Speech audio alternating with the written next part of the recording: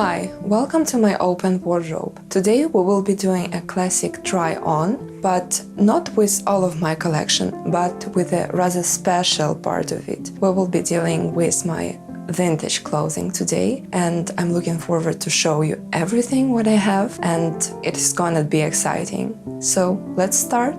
The concept is that when I wear such old clothing, some of it is actually more than 100 years old, it feels literally like a fashion performance, when all of it might be decaying right on your body.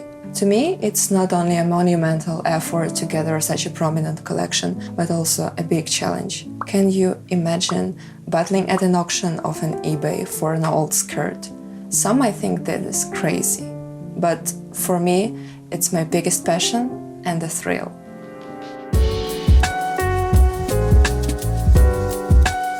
So this is the first gem in my collection. First, this transparent tank top made of lace and over 100 years old, and I bought it on an eBay auction for 80 bucks. And the second item, it is called a girdle, not just some kind of corset skirt. I got it from Georgia for 200 bucks. It is interesting that this year the prices for specifically such items rose quite a bit, even though they might be not in their best condition. But we will talk about that later.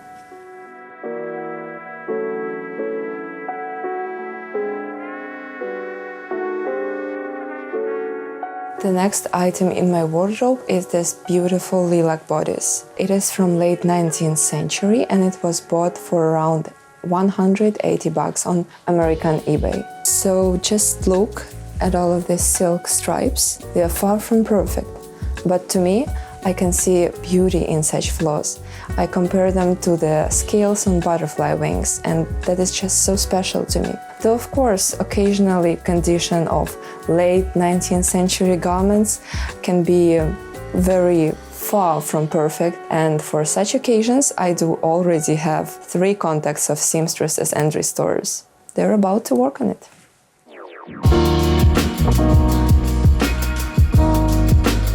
It looks strange, as if I was just too lazy to put on a second sleeve. But actually, when I was purchasing this jacket in Britain, they simply told me that the second half of it has rotten off. So they just had to cut that off as well. This shape is called lack of a mutton and sounds quite amusing, isn't it? The whole thing is inspired by the Poor Things movie. It has very beautiful silhouettes that resemble specifically this one. The price was around £200, and I'm yet wondering if that was a whole jacket, would it be 400 or no?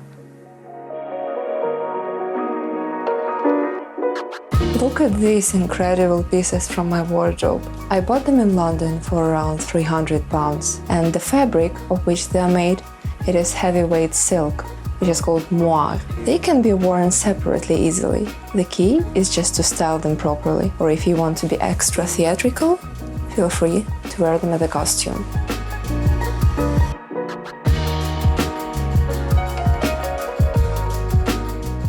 And the highlight of my collection is this dress made of the softest silk in 1930s. I actually had to customize it a bit by adding a thigh cut to make it look more modern.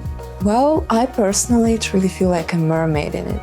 But how about those of you who watch Bridgerton? What character do I look like?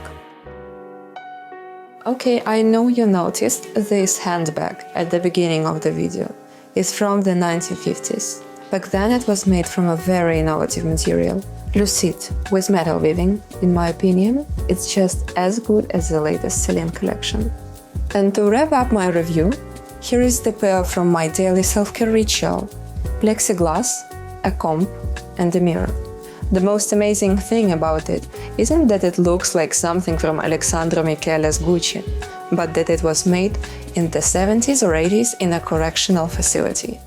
Just imagine, even in such closed environments, such delicate and beautiful things can be created.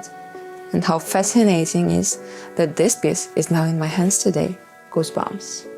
Guys, that's it. I hope I'll get to show you more beautiful pieces from my wardrobe. Let me know if you like this video.